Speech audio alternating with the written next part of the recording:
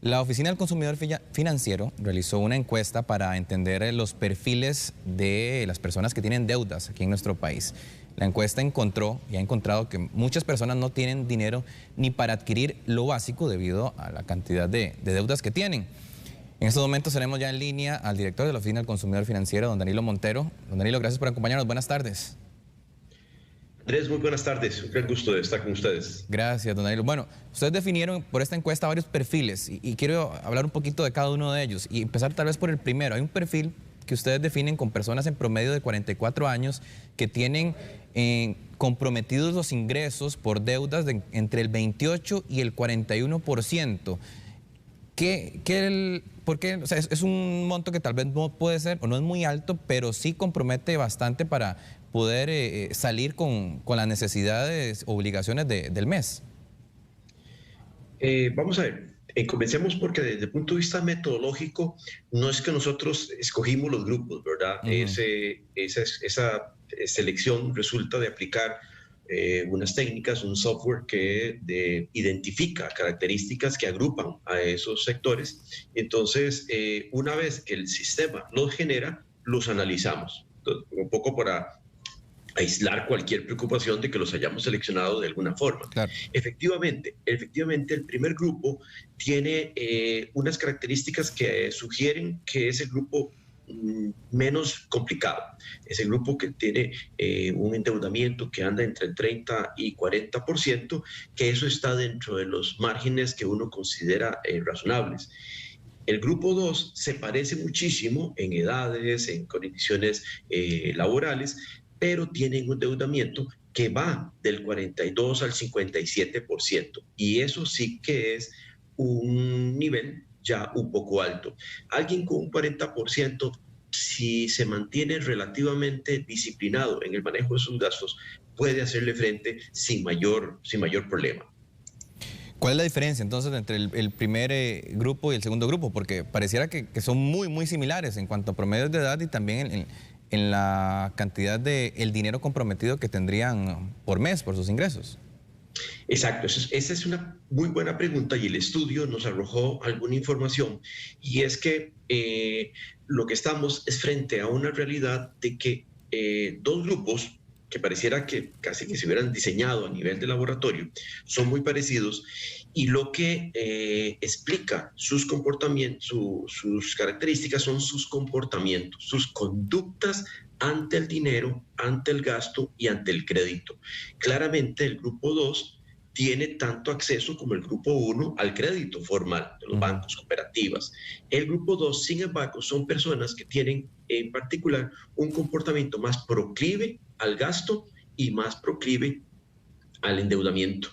El grupo 1 tiene más autocontrol, y entonces esto comienza a evidenciar la importancia de que pueden ser grupos muy parecidos, pero sus comportamientos, sus actitudes, sus conductas son diferentes. ¿Y qué es lo que provoca que este tipo de acciones o conductas los haga más proclives, como dice usted, a endeudarse más? Posiblemente necesitamos hacer más investigación. Este estudio que la oficina promovió es un primer intento, es un primer esfuerzo por tratar de encontrar explicaciones científicas a un comportamiento al cual solo le asignábamos creencias, opiniones. Muy probablemente tiene que ver por lo menos con tres cosas, Andrés, y esto es todavía a nivel de hipótesis. Uno, son personas que probablemente han tenido menos entrenamiento en cuanto al uso de las herramientas de los productos financieros. No se trata de tomar todo el crédito que nos ofrezcan, o sea, porque eso significa complicar nuestra existencia.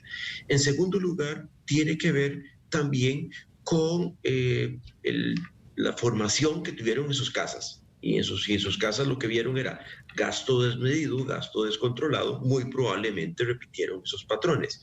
Y en tercer lugar, posiblemente hay también un elemento de más presión social para mostrar, para exhibir desde joyas, casa, vehículos, y entonces hay más autocontrol en el grupo 1. En el grupo 2, esas circunstancias, esas tres circunstancias, podría ser que lleven a la gente, sin querer queriendo, a que tengan mayores niveles de endeudamiento. Pero eso todavía hay que estudiarlo mucho más en el futuro. Don Danilo, hay otros dos grupos más que ustedes encuentran en este estudio. Ese que vamos a ver a continuación, el perfil del grupo 3. Y aquí vemos personas más jóvenes en cuanto a los promedios que ustedes han logrado agrupar. Este es de 36 años en promedio. Aquí lo estamos viendo que tienen desde el 46% de este grupo dice que solo le alcanza para comprar lo básico y tienen ya comprometidos sus ingresos hasta un 68%. Aquí ya el nivel de endeudamiento es mucho más alto y son personas más jóvenes además. Hay varias cosas ahí involucradas, efectivamente. Por un lado, es gente relativamente más joven, son personas que son más del sector privado, los primeros dos grupos son más del sector público. En este grupo tenemos además una dosis un poquito mayor de personas del sector de zona rural y además tienen en particular eso que mencionas, y es que a una mitad de estas personas el vaso puede estar medio lleno o medio vacío. A la mitad casi de estas personas les alcanza para lo básico, pero solo para eso. Mientras que en los grupos 1 y 2 les alcanza para ahorrar un poquito. Entonces el grupo 3 ya plantea un reto complicado porque son personas que, si bien es cierto, están saliendo, no les alcanza para poder generar un ahorro para enfrentar situaciones en el futuro. Este grupo 3 tiene efectivamente un nivel de endeudamiento que en la oficina llamamos ya muy alto. No es el crónico como el grupo 4, pero sí es un grupo que, si se descuida, fácilmente puede pasar al nivel de endeudamiento crónico. Sí, y precisamente vamos a pasar a ver ese perfil del grupo 4, que es el que usted habla, que debe ser el más preocupante, donde tienen prácticamente el 95% de sus ingresos ya comprometidos. Aquí ni para lo básico, más bien las personas tienen para, o les alcanza, que es lo que ustedes han hallado en este estudio. Y también por promedio de edad son personas bastante jóvenes, el promedio es de 38 años. Correcto. Son personas no solo de relativamente muy jóvenes, sino que además su nivel de escolaridad mayoritariamente está de secundaria para abajo. Entonces, eso plantea otro reto, ¿verdad? Y es que son personas que no son tan flexibles de acomodarse en el mercado laboral como el mercado lo está requiriendo. Ahora, aquí, como para la gente lo ponga en contexto, estamos hablando de personas que en el extremo tienen comprometido hasta el 95%. Sin embargo, en todo caso, el promedio de este grupo anda más o menos por el orden del 70% de compromiso. Por encima del 60%, es un nivel que hace que la persona sea particularmente vulnerable y donde sus condiciones de bienestar financiero, evidentemente, pero bienestar físico y salud mental se ven realmente muy comprometidos porque pasa todo el día recibiendo llamadas, avisos de cobro, y eso definitivamente plantea una circunstancia muy compleja. Aquí tenemos personas, un grupo relativamente grande, casi una tercera parte, que no tienen empleo. Muy probablemente en este grupo caen las personas que se vieron afectadas por reducciones de planilla o reducción de jornadas laborales el año anterior. ¿Qué tipo de deudas son, don Danilo? ¿Son deudas que podríamos llamar de alguna forma necesaria tal vez para adquirir vivienda o demás, o tal vez son deudas que se adquieren por un mal manejo de tarjetas de crédito, préstamos innecesarios a los que se buscan en las diferentes entidades financieras? En los grupos 1 y 2 encontramos que lo que más pesa es crédito para vivienda, no tanto para vehículo, para tarjetas un poquito, y crédito para consumo. Crédito para consumo. En los grupos 3 y 4 son personas que el estudio nos sugiere que tienen dificultad para acceder al sistema financiero regulado. O sea, están excluidos, y posiblemente la ley de usura posiblemente los empujó, los excluyó aún más todavía. Los grupos 3 y 4 son personas que acuden principalmente a endeudamiento de tiendas de electrodomésticos, de familiares o amigos o de prestamistas privados. Entonces, tenemos aquí como 4 perfiles claramente identificados en donde vemos que las características de endeudamiento no son comparables, las características sociodemográficas no son comparables y los productos financieros a los que hacen uso tampoco son comparables. De manera que entonces, por eso insistíamos la oficina insiste desde hace varios años que no podemos abordar el endeudamiento como una sola categoría de problemática de salud pública, sino que son varias, y aquí tenemos por lo menos 4. Bueno, Danilo, esto se puede revertir, principalmente hablando de los grupos 3 y 4, que son los que están, pues, con la situación económica más complicada. ¿Se puede desahogar un poco y que no tengan tan comprometidos su dinero, pese a que ya obviamente, pues, están con las deudas? El grupo 2 es muchísimo más factible. El grupo 2, de hecho, con mucha frecuencia los recibimos en la oficina.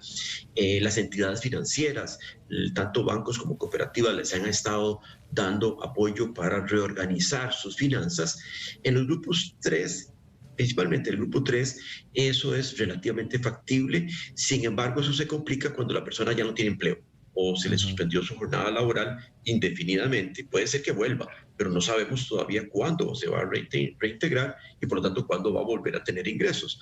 En el grupo 4 es donde encontramos más dificultades porque, como te decía, las personas tienen deudas con entidades que no necesariamente son entidades reguladas y hacer un arreglo con una tienda comercial o con un prestamista o con un familiar tal vez es un poco más factible, suponemos, pero entonces cuanto más compleja sea la situación de la persona y más alto sea el nivel de endeudamiento, posiblemente estamos viendo casos en los cuales las soluciones son muy dramáticas y tienen que incluir entrega de la garantía de la vivienda o del vehículo que pusieron en garantía. De los grupos 2 y 3 suele ser más factible poder encontrar soluciones dependiendo de si tiene ingresos y además si el nivel de endeudamiento es más o menos manejable dentro de ciertos límites. Danilo, información interesante, importante también de conocer a raíz de esta encuesta que ustedes han desarrollado. Muchas gracias por habernos acompañado este mediodía aquí en Telenoticias. Muy amable. A la orden, Andrés, que la pasen muy bien. Igualmente.